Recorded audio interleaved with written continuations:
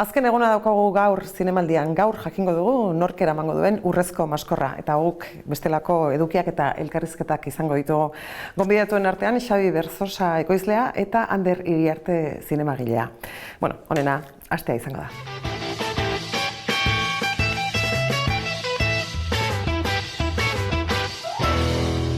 Zinemira sailean baitere aurkeztu da aurten Irusoin eta La Claqueta ekoiztetxeen El Estado contra Pablo Ibar dokumental saioa. Eta gurekin daukagu Xabi Berzosa, Irusoinekoa. Moriartekoa ere bazara, baina kasu hontan ez. Bai, txaketa errez aldatzet. Bueno, nahasten hitzaren bitartean ondo? Bai, ni proiektuak eramate ditut. Berdin zaite ze txaketakin, baina proiektuak aurrera atatzea. Hau, produkzioa hau 6 ataleko dokumental saio bada. Bai.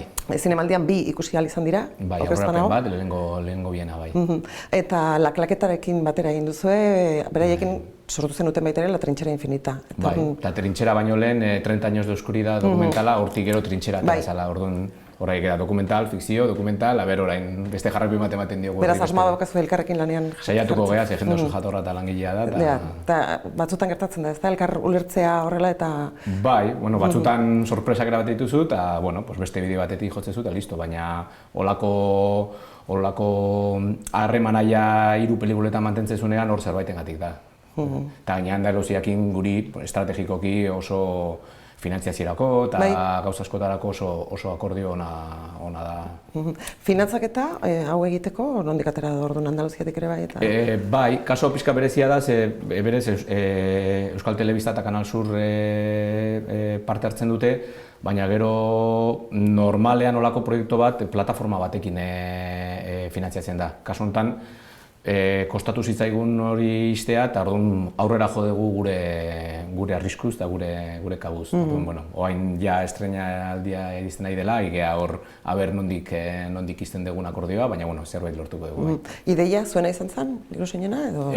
Olmo Figueredona da La Claquetako ekoizlea eta bera, kuriosamente handik, Andaluziatik bera jasozun ideia eta beraz izan historia garatzen eta gu ja sartu ginean nahiko garatuta zekanean ideia izan.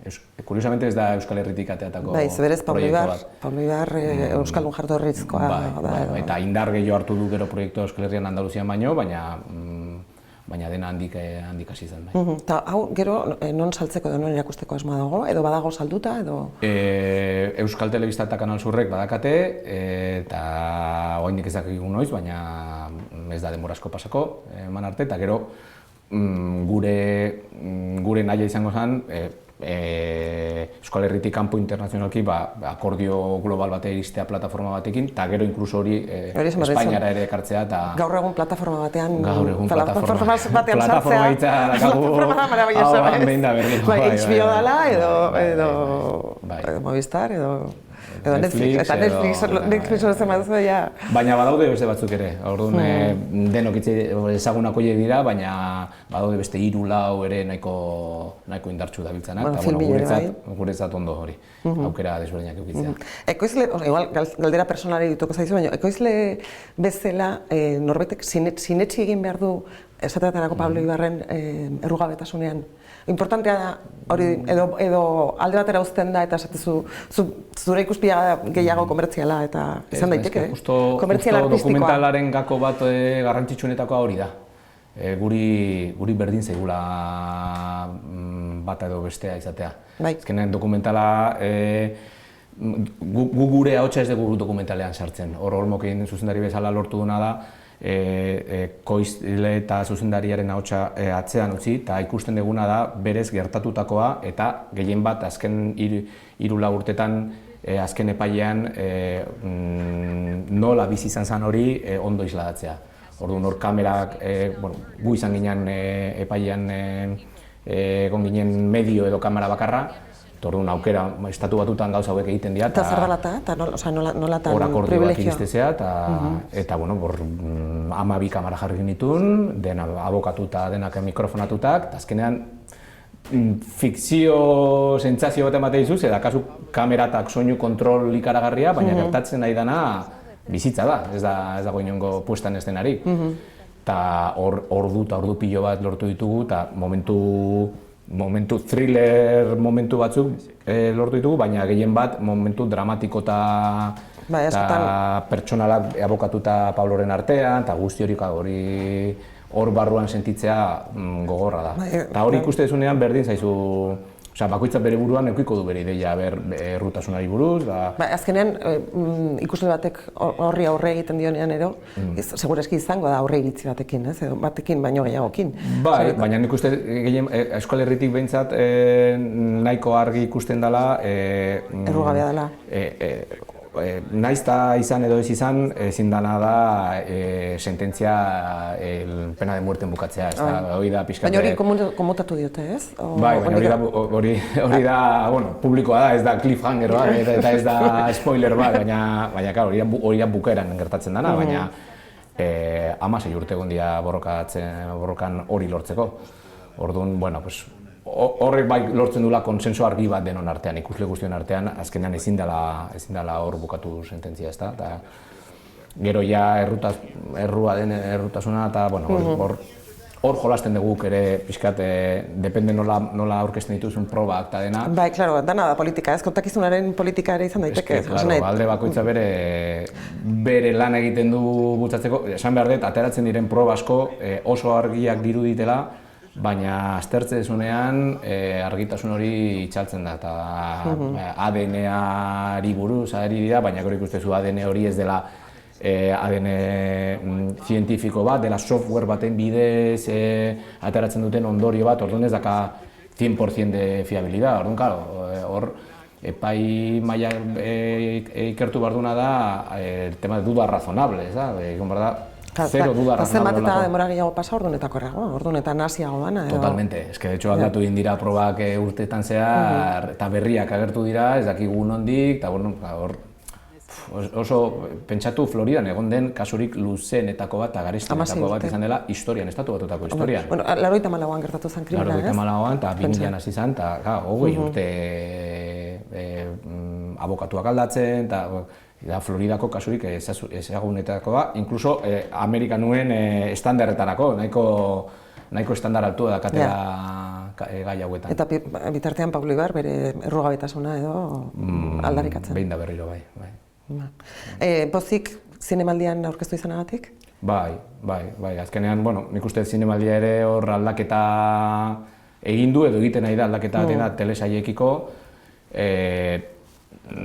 Badakita ideala hor borroka interno batekin zinemaldi baten telesaiek ze paper jokatu behar duten, baina nik uste ikusleen aldean jartzen basea, ja pixkate frontera hori juten nahi da, ez gea telesail eta pelikulen arteko lako desberdintasun bat argi egiten ari, eta orduan, zinemaldian geotatoki gehiago dakate, eta gainera nola plataformak horatzean daude bultzatzen, aurten kursaletik bueltatxo bat ematen badezu, argi ikusten da indarra nun dago urte honetan. Bai, atzo jaso zenuten, atzo izan zen, ostegunean, asteazkenean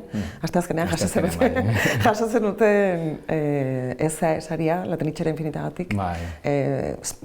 Aretoek eskertzen dizuete zuen aportazioa, eta zer gertatzen da aretoekin. Azkenean zuen diskursoa hori izan, ez, Jose Mari? Gu argi junginan ideia batekin saria jasotzea, eskerrak ematea, baina gehien bat bueltan animoa botatzea, ze momentu oso latzai dira bizitzen exhibidoreak.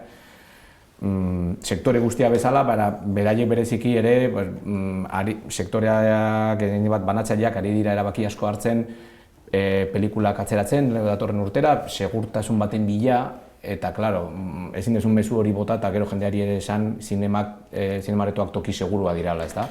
Bai, kontra esana da. Segurazki dago arrisku falta, ez? Edo arriskatu nahi izatea, ez? Bai, baina arrisku ekonomiko batengatik, eta hori nazten da arrisku biriko batengatik, eta errealitatea zein da, aurreratu egin, edo plana mantendu dutena, Padre no hay más que uno, Tenet, pelikula guzti hauek, kriston taquilla egin dutela.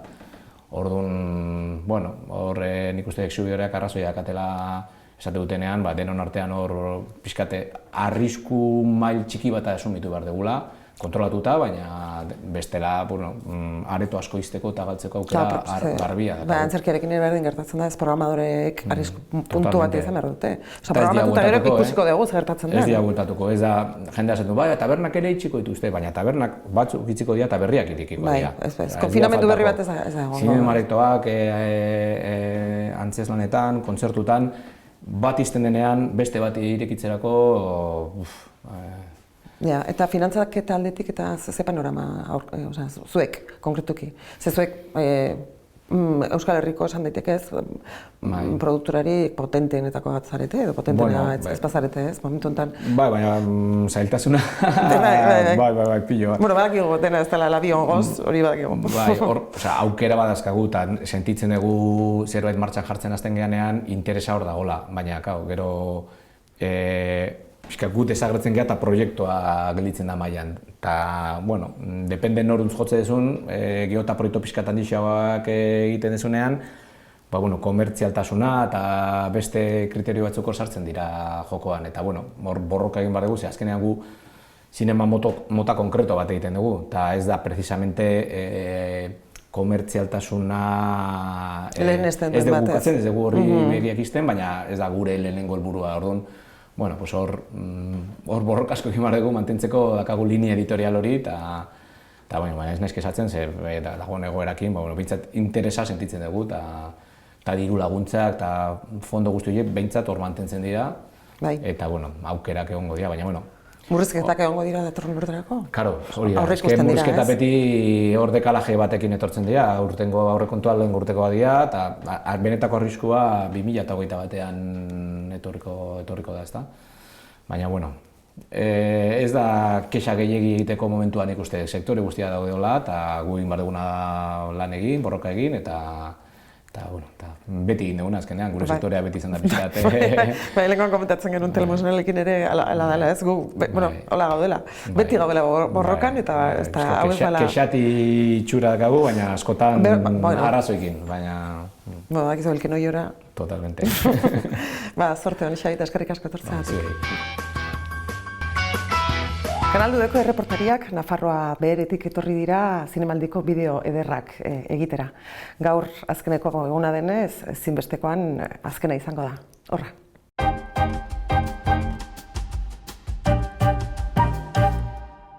Gaurko eguna benetan berezia da guretzat, azkenean gurekin kontatzea bai hemen kulinari zineman eta bas kulinari etortzea gure lurra eta gure zutakaritza erakustera eta praktikatzea beti zorion esartzen dugu, ezta?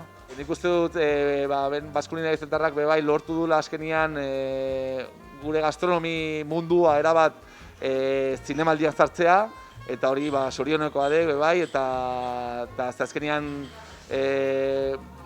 ikuspuntu igual pixkat handitzen da, gure ikuspuntua bai eta gure zukalaritza bai harreman jarri dezakegu beste movida batzuekin, ez da, adibidez, pelikulekin.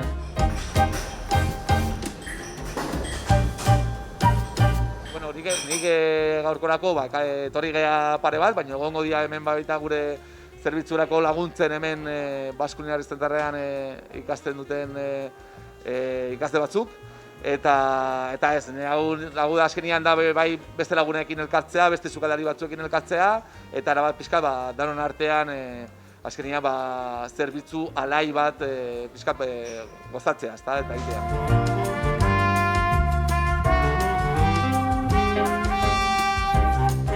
Guk ekarri ditugu gure platerrak, guk egin behar ditugu 2 plater bere estrufarekin. Azkenean guk gure parte azkenean gaurko pelikula nolan trufaen edo boiurren pixkate temari egiten dio, guk ere ekartzen dugu gure mendialdean zer boiurran pixkat erakusteko, ezta?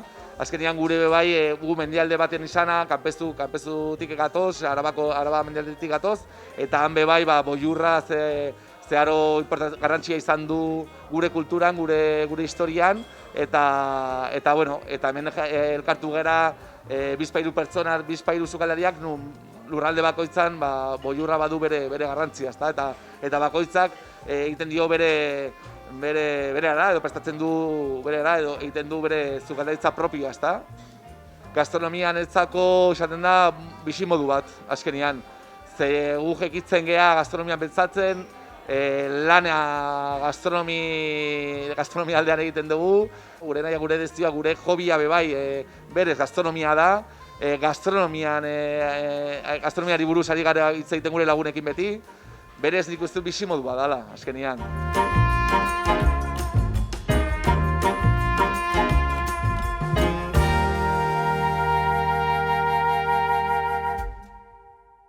Gogora ezagun Zurriolako butaka euskarazko hainbat hedabideren elkarlana dela. Aurten, estreinekoz, Arabako Aleak ere parte hartu du.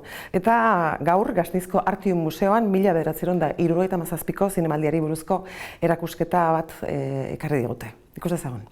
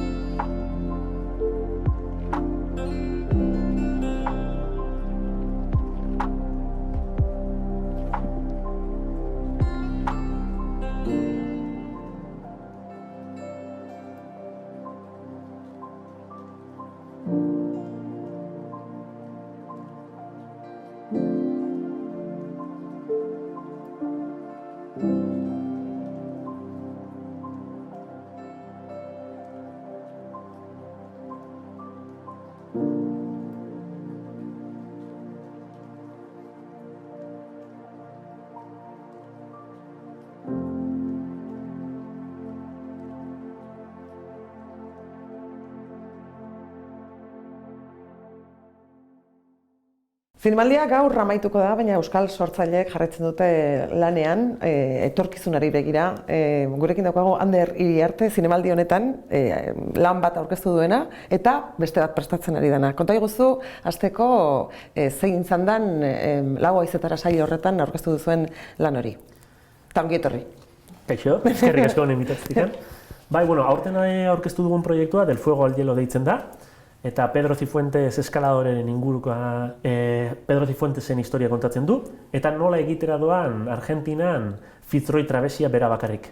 Bera bonberoa da, eta 30 urterekin Madrileko atentatuen ostean, traumagatik edo hasi zen eskalatzen, eta pixkanaka hasi zen bihurtzen eliteko eskaladorea, izan zen Piolet de Ororako nominatua, eta gero eta eskalada handiagoak egiten hasi zen, eta kriston ibilgabea zen.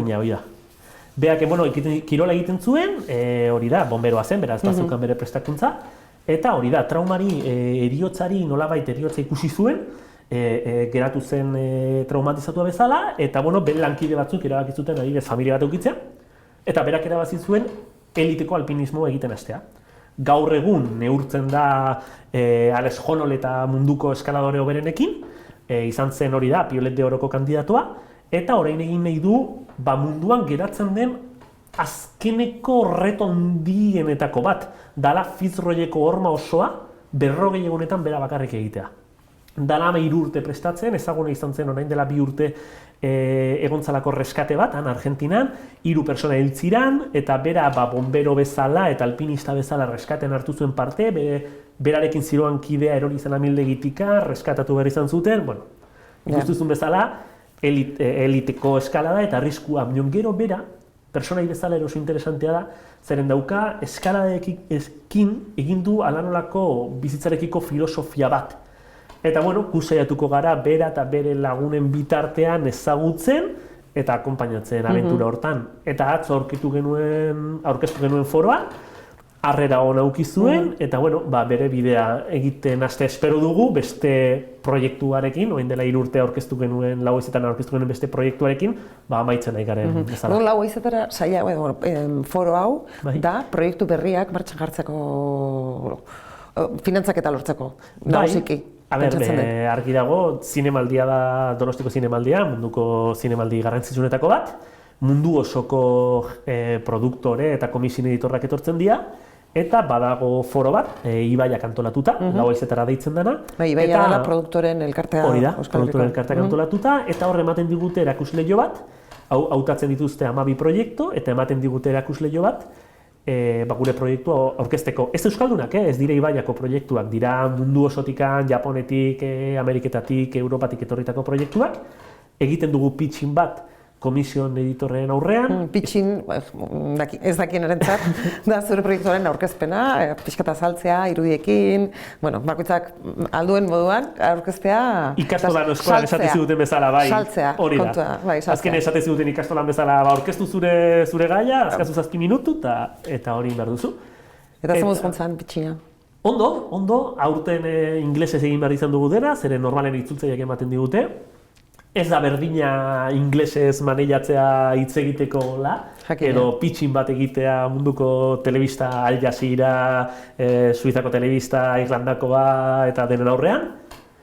Baina, ematen dunez ulertu ziguten, así que azentu ez dako horren txarra. Eta ondo, eta harrera hona zuen, eta gero one-to-oneak egoten dira. Hau da, gustatzen zaien komision editorrak eskatzen dute zurekin hitzordu bat, eta hor daukazu aukera ja banaka proiektua aurkezteko. Eta ondo, harrera hona aukin. Eta izan duzu one-to-one bai, izan ditugu gureak, baina ez aipatzea. Orduan, duela 3 urte, foro berdinean aurkeztu zenuten beste lan bat. Hori da. Orain martxan jarriko duzuena. Hori da, deitzen da... Martxan esanet egiten, ja. Gazteleraz deitzen da El Sonido del Crack, euskeraz oraindik onomatopeiari ez dugu aurkitu hitz egokia, zart edo crack edo euskaltzen diarekin hitzen beharko dugu. Baina bai, aurkeztu genuen, da Pako Etxeberriak eta bere lantaldeak atera zuten torturen informearen inguruko dokumentala. 4 urte goaz lanean proiektu honekin eta bere garaian Lau Haizetaran saritua izan zen Freeline sariarekin. Eta ez fikziozko lan bada, ez da? Ez fikziozko lan bada.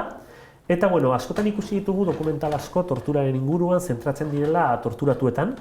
Eta kontatzen dituzten bere kasuan, orain daukago ere non dago Mikel dokumentala. Ikusi duzu? Ez dut ikusi, kriston gogoaz, zine sarrera geratu, baina kriston, aspalditik ezautzen ditu merinotarrak. Oso gomendagarria. Eta gogo asko dauzkat ikusteko.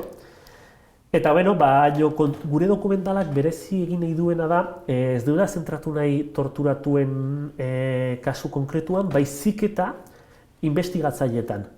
Zeren, balidatu nahi dut, bai Pakok eta bai Olatzek eta bai bere lantaldeak egin duten lana, balidatzeko lan horren emaitzak.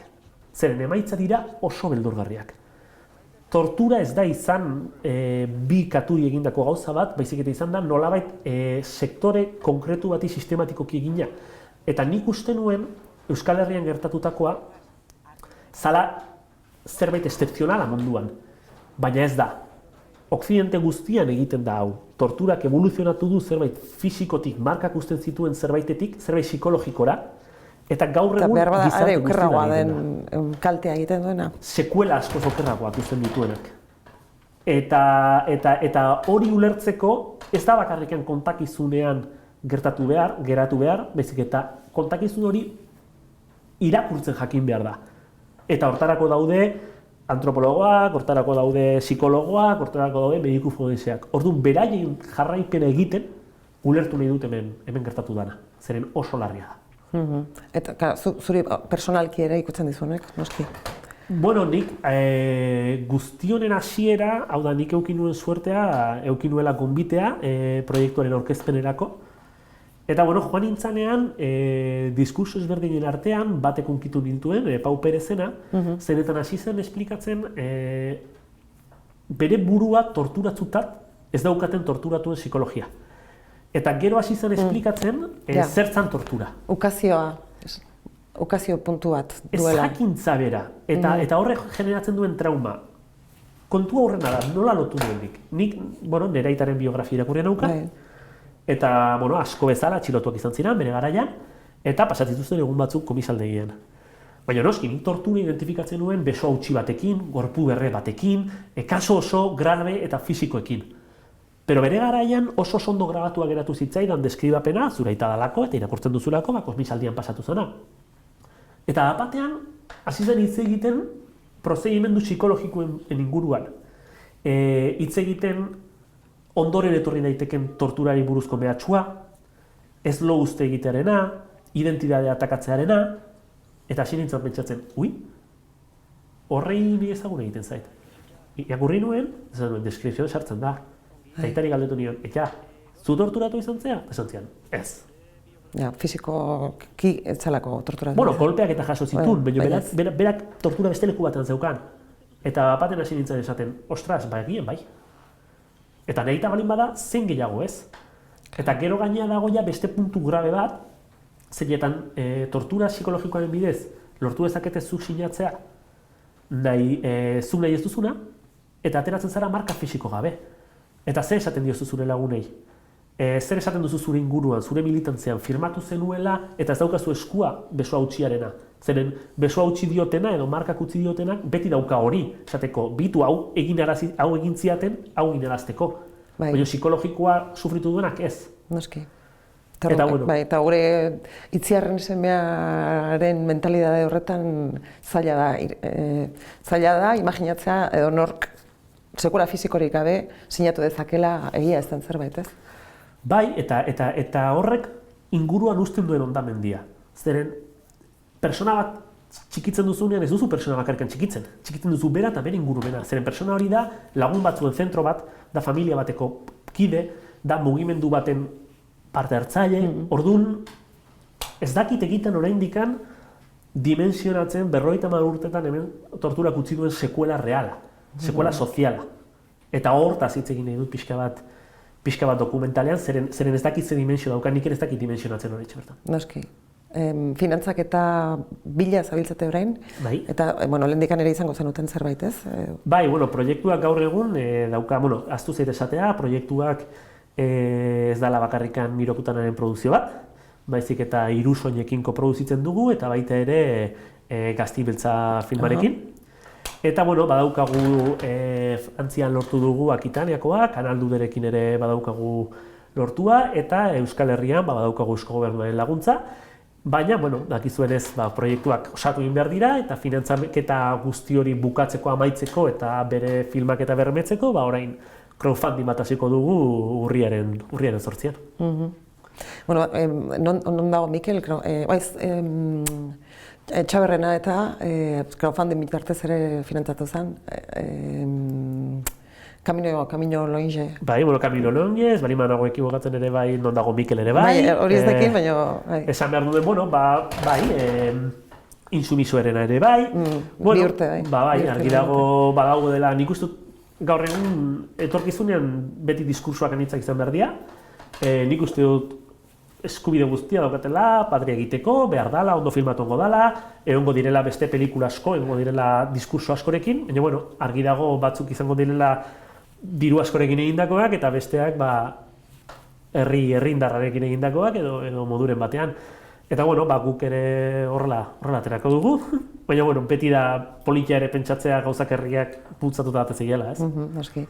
Zorte hon, Ander, iriarte, eta zema denbora, egongo zate orain errodatzen, eta honekin lanean ja irudiak lortzen? 5 urteko preprodukzio egiten, luzea izan da eta ez da erresa izan, asko irakurri beharra zegoen, ulertu eta konbentzitu, orain preprodukzioan gaude, ezin dut esan zehazki noiz hasiko den filmak eta oraindik ez dakigulako, baina nik espero dut hurrengo urteko lehenengo 3 hilabetean edo izatea, hilabete inguru edo filmatuko dugu, eta orain kanpaina izango da 40 egunekoa, zuzentzen ez kamara esateko beharko zaituzu egula, gaina Gipuzkoa babestua da laguntza, beraz jartzen zuen euro bikoitza balioko du, eta hori da. Bueno, bazorte hon. Eskerrik asko.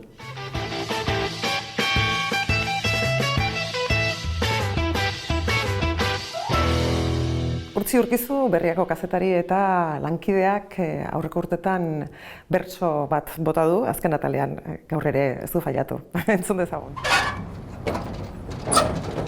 Lara Izagirreren norak, marrazkiaren freskura, hilkanpaien suhetatik, aurkitu dute ezurra.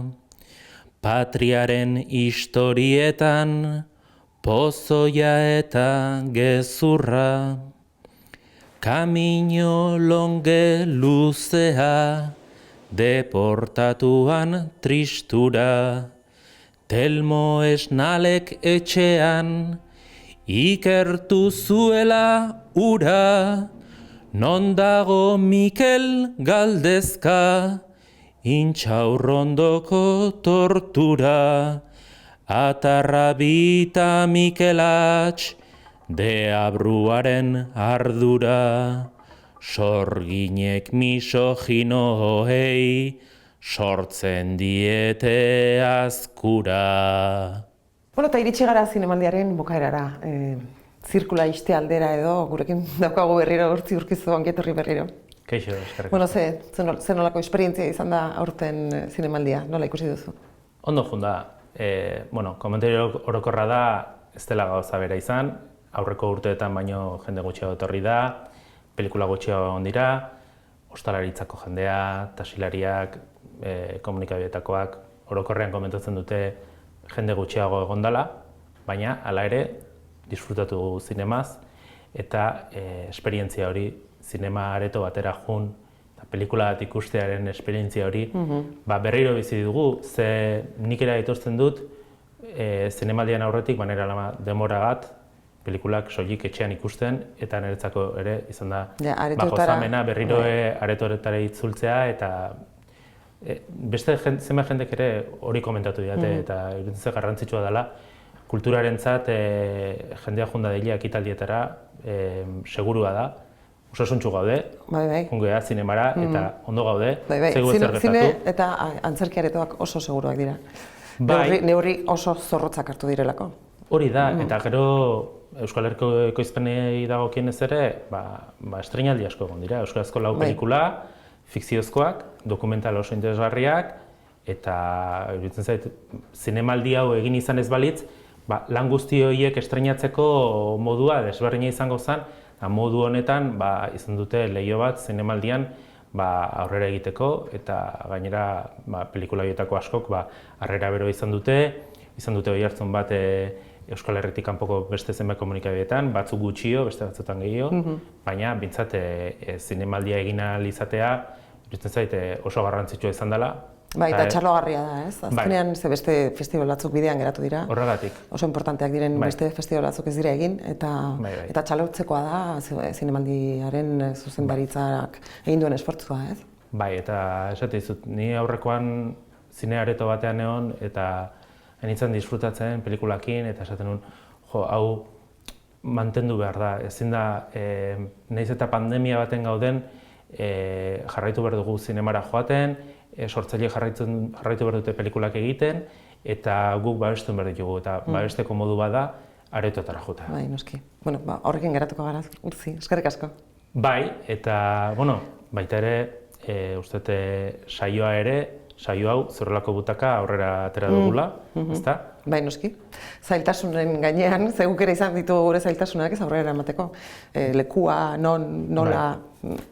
Eta parte hartu dute gainera, honetan, hainbat personek, eta zuk esango diguzu zeintzuk. Bai, 11tik adibidez lagundu gaitu Maien Motxalesek, eta zu 11ko aurkezle bezala, Berria Telebistan aritu dira lanean Lara Madina Beitia eta Nagore Arin. Irutxuloko hitzan bideoak egiten aritu dira Nerea Lizarralde eta Inaxio Esnaola. Gero, Zinea.eusetik ere aritu dira gurekin Ander Makazaga, Ines Arrue, eta egunen batean ere izan genuen Ixone Santa Maria kritikaria, eta Kanaldudeko erreportariak ez ditugu ahaztuko, noski, Joana Dualde eta Xani Diart. iruditzen zait denen artean saiatu garela etxean denari zinemaldia zer dan azaltzen, euskal ekoizpenen berri ematen, eta mil esker, Tesa, egunotan izan duzun pazientziagatik, eta ez dakit, zinemako aktore bat eta antzerkiko aktore bat elkarrizketatzaile ikusi dugu, eta espero ezagun hurrengo urteetan ere Zurriolako butakan batera aritzea. Bueno, a ber, ez dakigu zer etorriko dan. Ziurgabetasunean bizi gara. Hori da, oaingoa behintzat egin dugu, eta asko da. Bai, behintzat izan da zerbait. Zinemaldiaz gozatu dugu, Zurriolako butakaz ere bai, eta datorrela. Hori da, mila esker Urtzi. Eta zuei eskerrik asko horregoteagatik, eta egia den datorren urtean ere elkar ikusten dugun. Mila esker. Urriak 2 Akelarre estrenetan dugu aretoetan, eta espero dut zinema danak betetzi, Eta, anime nahi dutzuet, Zurriola butaka saio ikusten duzuen dan hori, Euskal Zinemaz gozatu deizuen. Ai!